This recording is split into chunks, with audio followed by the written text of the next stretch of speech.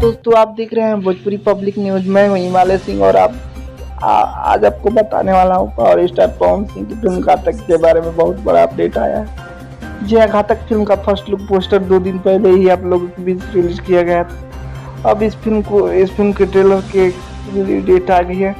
जी हाँ, प्रशांत निशांत ने एक पोस्ट डालकर अपने सोशल मीडिया अकाउंट पे पोस्ट डाला है कि घातक फिल्म का ट्रेलर कल रिलीज हो जाएगा। अभी इसका टाइम और डेट नहीं कंफर्म हुआ है, लेकिन कहा जा रहा है कि घातक फिल्म का ट्रेलर 4 जुलाई को एंटरटेन म्यूजिक भोजपुरी पर नहीं तो यस फिल्म पर रिलीज हो जाएगा।